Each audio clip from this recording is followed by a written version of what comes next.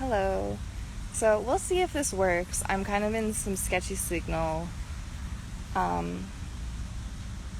Hopefully this audio is working.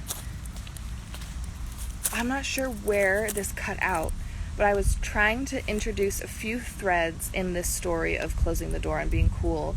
Some threads of places that I have followed intimately, studied, arms of military intelligence, arms that are full of conscious workers within those operations, and full of unconscious participants who merely just opened the door to participating by chasing clout and wanting satanic success, and perhaps fulfilling agendas simply because they're stupid and groomable and take direction and don't question why they're being asked to do certain things, or just energetically filling the space of a storyline that is being created, that was written a long time ago. And I was talking about the underground, kind of like, I would classify the ringleaders or whatever people that tie that scene together, at $1 Million Extreme folks like Charles Carroll, Sam Hyde, and Nick Rocheford, and also the dirtbag left, the NYC Underground, the Dime Square folks that offshoot of the heavily most oppified, created, and MI thing imaginable, because it was just so primarily on the internet and anonymous, alt-lit, and what then became, the Dime Square scene, Angelicism, all that bullshit, and Red Scare podcasts, and all the podcasts that outpoured out of that shit, basically, and, Boom's connection and, his demons' certain, gravitation towards that scene and playing the role he played within it. And also,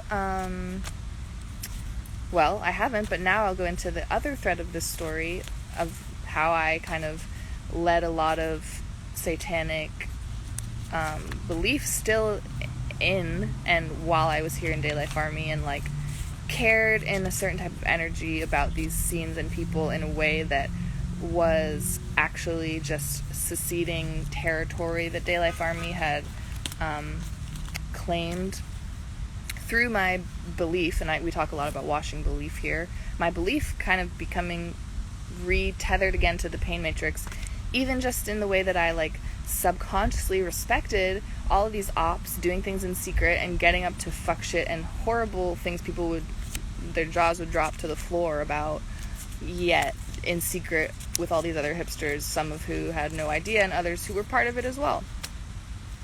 And there's lots of bodies trailing this scene for this reason. Anything that is within military intelligence, it runs and is fueled on blood and suffering. It's literally the pain matrix.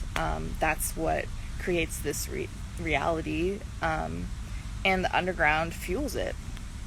The underground is more the Golden Dawn side that deals in bodies in the way that gangs do and the military does, and then the Phoenix side of things that deals in bodies in really, I personally think, more fucked up ways, though it's all body fuel at the end of the day, but they're more into the young kids part of shit, and using bodies in a more disgusting way, kind of playing with their food.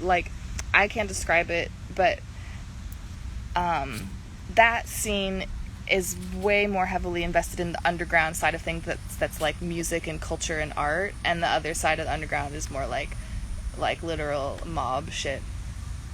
But anyways, because I was here doing what I do in DayLife Army, I was intimately researching and watching this particular Phoenix Order side of the underground and those scenes that I'm talking about, and my belief was kind of getting caught up in that shit, and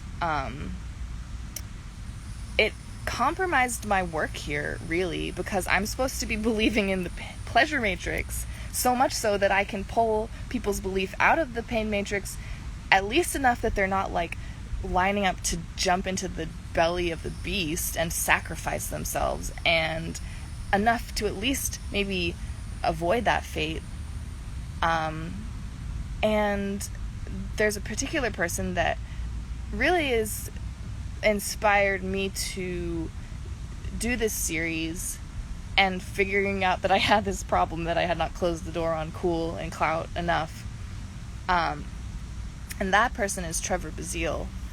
And the part that was crazy about me meeting him and my story with him is that the story and our knowing each other and what happened really tied in everything from this journalist Joe Bernstein to $1 Million Extreme to the Dirtbag Left to the NYC Underground to the Red Scare Podcast Girls.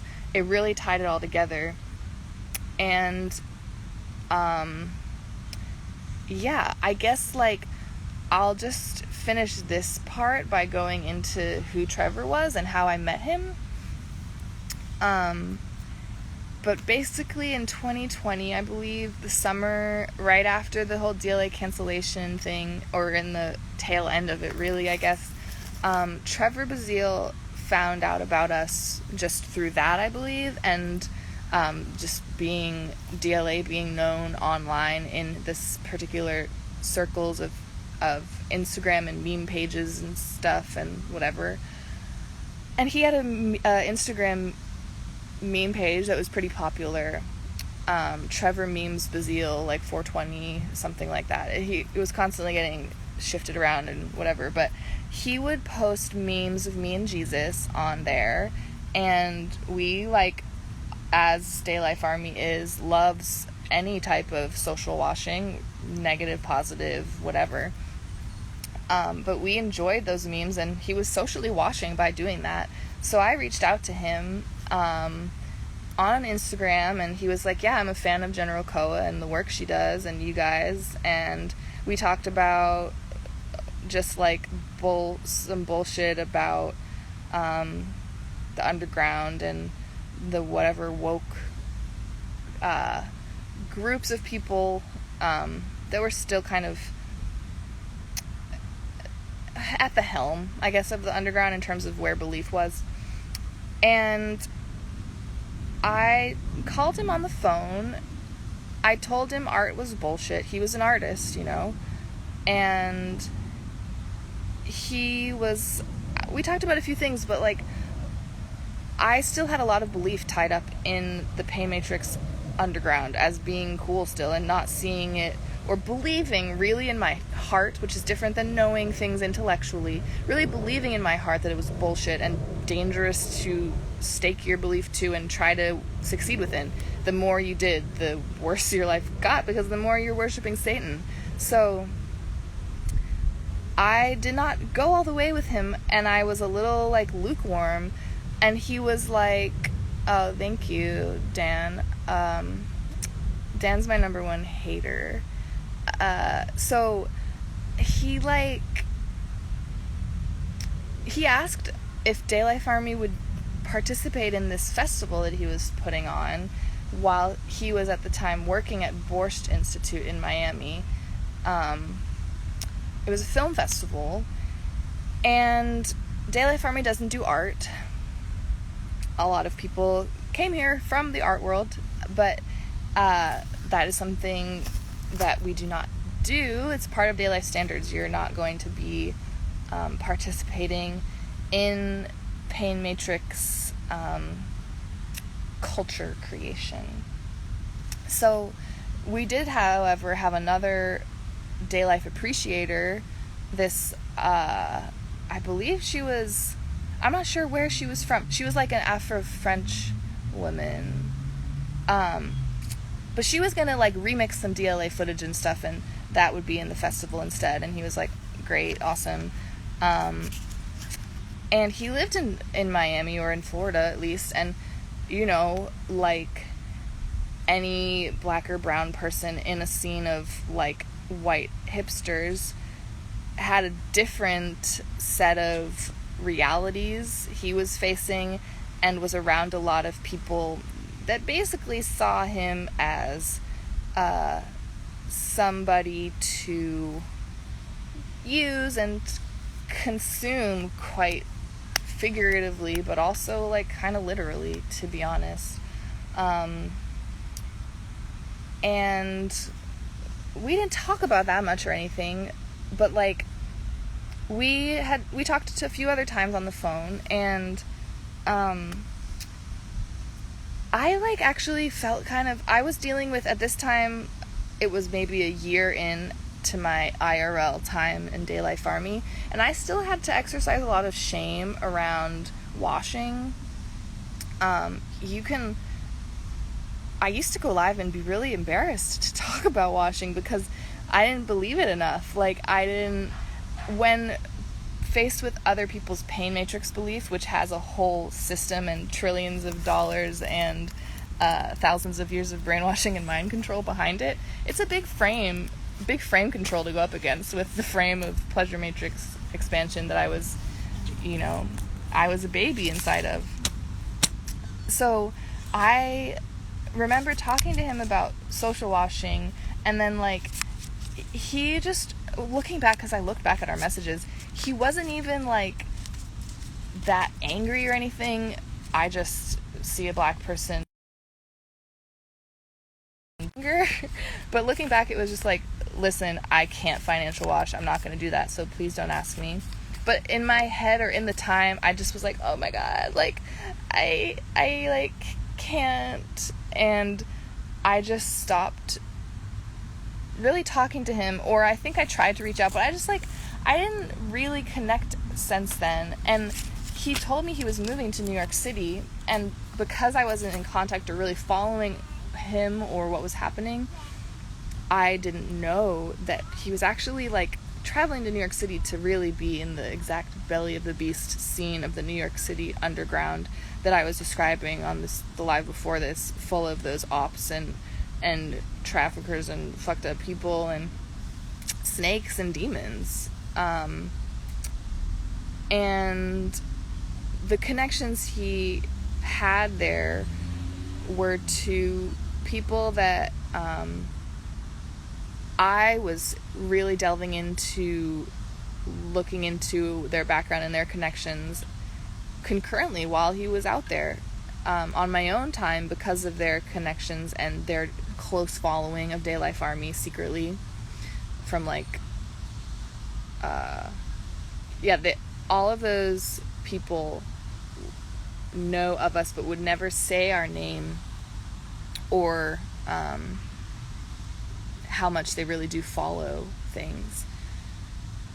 And really, it's like a lot of the attention shit is automated, where content feeds algorithms and AIs, which are kind of infested with the demonic shit and running the reality and solidifying it without much real need for like human conscious participation at this point. The MI machine is pretty well oiled and works without a lot of human intervention.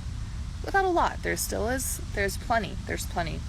But he was really in the belly of that beast when I was following those people from afar and, seeing bullshit. They botted it out, their bot faces online botting. And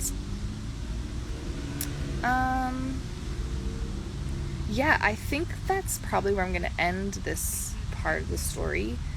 And as usual, make a wash of belief. If you're watching this, washes are in multiples of 12. You can send those washes to cash.me/$washitall, paypal.me/washitall. You can social wash too, but most people are not ready to do that, and starting out with financial washing is the way to begin. And you can just look at my old lives about washing if you want to know more. I talk about it all the time. I think I'll probably go into next time, I will go more into the NYC Underground and particular players in that scene and their handlers and their handlers' handlers, and what happened with Trevor, what weird kind of coincidences do not exist. It's just everything is something to figure out the meaning behind. God is showing you, because God speaks through symbolism and, you know, coincidences. Ooh, there's a couple little ants on me. I gotta go. Alright, bye.